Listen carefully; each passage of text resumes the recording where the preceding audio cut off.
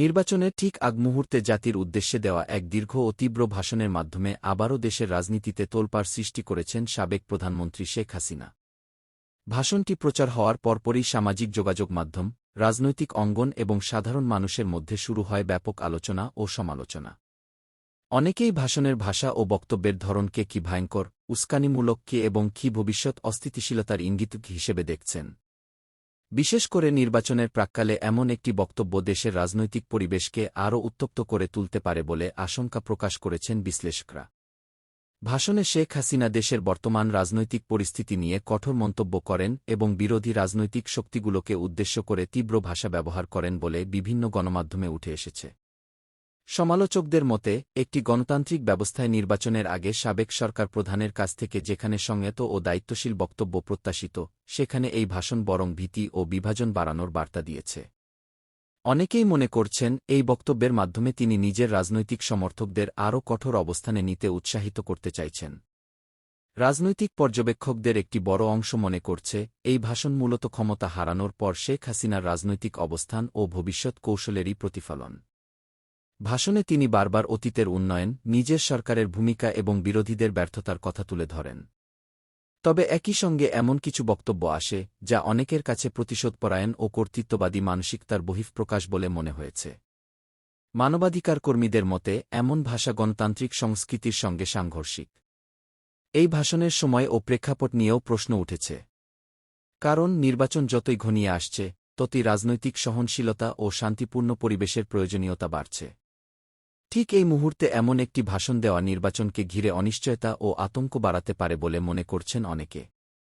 সামাজিক যোগাযোগ মাধ্যমে ইতোমধ্যেই ভাষণের বিভিন্ন অংশ ছড়িয়ে পড়েছে, যেখানে সমর্থক ও বিরোধীদের মধ্যে তীব্র বাকযুদ্ধ শুরু হয়েছে। ভাষণের আরেকটি গুরুত্বপূর্ণ দিক হল শেখ হাসিনার বর্তমান অবস্থান নিয়ে চলমান আলোচনা। বিভিন্ন রাজনৈতিক সূত্র ও গণমাধ্যমের প্রতিবেদনে দাবি করা হচ্ছে, তিনি বর্তমানে ভারতে অবস্থান করছেন। যদিও এ বিষয়ে তার পক্ষ থেকে সরাসরি কোনো আনুষ্ঠানিক ঘোষণা নেই, তবে এই দাবিকে ঘিরে দেশজুড়ে নতুন করে বিতর্ক শুরু হয়েছে।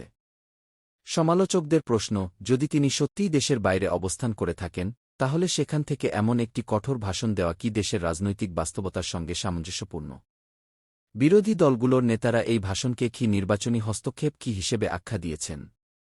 তাদের দাবি, শেখ হাসিনা ক্ষমতায় থাকাকালীন সময়ে যে ধরনের শাসনব্যবস্থা কায়েম করেছিলেন, এই ভাষণ তারই ধারাবাহিকতা। তারা বলেন, ভয় দেখিয়ে, আতঙ্ক ছড়িয়ে এবং অতীতের ভয়াবহ স্মৃতি মনে করিয়ে দিয়ে ভোটের মাঠে প্রভাব বিস্তার করাই এই বক্তব্যের মূল উদ্দেশ্য। কয়েকজন বিরোধী নেতা একে সরাসরি কি ভাষণের মাধ্যমে রাজনৈতিক সন্ত্রাস বলেও উল্লেখ করেছেন। অন্যদিকে, শেখ হাসিনার ঘনিষ্ঠ হিসেবে পরিচিত কয়েকজন রাজনৈতিক নেতা ও সমর্থক এই ভাষণকে ভিন্নভাবে ব্যাখ্যা করছেন। তাদের মতে, এটি ছিল দেশের জন্য একটি কুসতর্কবার্তা কি এবং কি সত্য প্রকাশের চেষ্টা কি। তারা দাবি করছেন, বিরোধী শক্তিগুলো দেশকে অস্থিতিশীল করার ষড়যন্ত্রে লিপ্ত এবং শেখ হাসিনা সেই ষড়যন্ত্রের চিত্রই তুলে ধরেছেন। তবে এই ব্যাখ্যা সবাই গ্রহণ করছে না। রাজনৈতিক বিশ্লেষকরা মনে করছেন, এই ভাষণ ভবিষ্যতে নির্বাচন পরবর্তী পরিস্থিতির একটি ইঙ্গিত হতে পারে। কারণ ভাষণে বারবার শক্ত অবস্থানের কথা, প্রতিরোধের আহ্বান এবং কঠোর প্রতিক্রিয়ার ইঙ্গিত পাওয়া গেছে বলে অনেকের দাবি। এতে করে আশঙ্কা করা হচ্ছে, নির্বাচনের ফলাফল যাই হোক না কেন, তা মেনে নেওয়ার মানসিকতা সব পক্ষের মধ্যে নাও থাকতে পারে। সাধারণ মানুষের প্রতিক্রিয়াও এই ভাষণ নিয়ে বিভক্ত। কেউ কেউ বলছেন, এত বছর ক্ষমতায় থাকার পরও এমন ভাষণ দেওয়া একজন সাবেক প্রধানমন্ত্রীর কাছ থেকে কাম্য নয়। আবার কেউ কেউ মনে করছেন, এটি তার রাজনৈতিক লড়াইয়ের শেষ বড় বার্তা হতে পারে।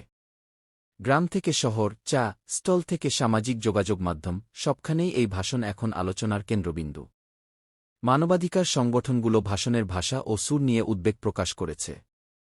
তাদের মতে, নির্বাচনের আগে সহিংসতা, দমনপীড়ন কিংবা প্রতিশোধের ইঙ্গিতমূলক বক্তব্য পরিস্থ ইতিকে আরও ঝুঁকিপূর্ণ করে তোলে।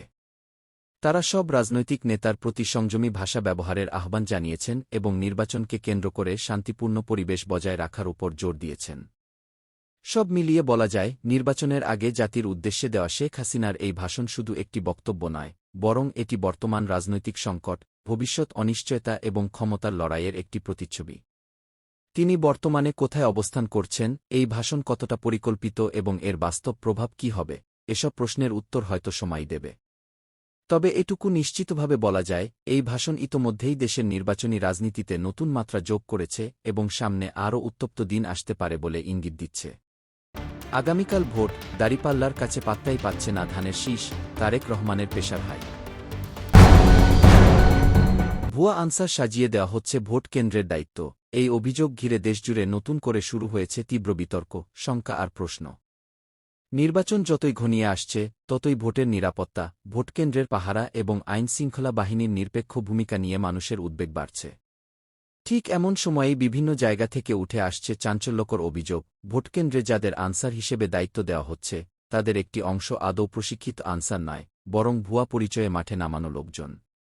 সোশ্যাল মিডিয়া, স্থানীয় সাংবাদিকদের অনুসন্ধানী প্রতিবেদন এবং কিছু প্রত্যক্ষদর্শীর বক্তব্যে দাবি করা হচ্ছে, কয়েকটি কেন্দ্রে দায়িত্বে থাকা তথাকথিত আনসার সদস্যদের পরিচয়পত্রে গরমিল পাওয়া গেছে।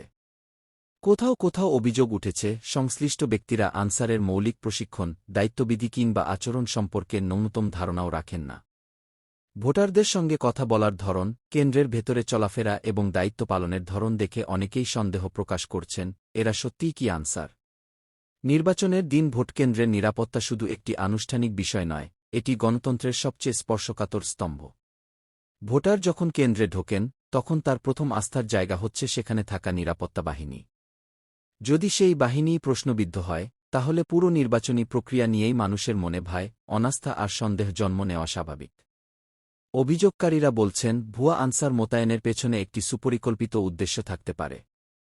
তাদের ভাষায়, এসব লোকজনকে ব্যবহার করে নির্দিষ্ট ভোটারদের ভয় দেখানো, কেন্দ্রের ভেতরের পরিবেশ নিয়ন্ত্রণ করা কিংবা প্রয়োজনে চোখ বন্ধ করে অনিয়ম হতে দেওয়া, এমন আশঙ্কা একেবারে উড়িয়ে দেওয়া যায় না। যদিও এসব অভিযোগ এখনও প্রমাণিত নয়, তবে প্রশ্নটা থেকেই যাচ্ছে, যদি সত্যিই এমন কিছু ঘটে থাকে, তাহলে কারা এর পেছনে? কিছু রাজনৈতিক বিশ্লেষকের মতে, নির্বাচন ব্যবস্থার ভেতরে থাকা দুর্বলতা এবং তদারকির ঘাটতির সুযোগ নিয়েই এমন অভিযোগ সামনে আসছে। তারা বলছেন, আনসার নিয়োগ ও মোতায়েন প্রক্রিয়ায় যদি স্বচ্ছতা না থাকে, যদি শেষ মুহূর্তে যাচাই বাছাই দুর্বল হয়, তাহলে ভুয়া লোক ঢুকে পড়ার সম্ভাবনা তৈরি হয়। বিশেষ করে গ্রামীণ বা প্রত্যন্ত এলাকার কেন্দ্রগুলোতে এই ঝুঁকি তুলনামূলক বেশি।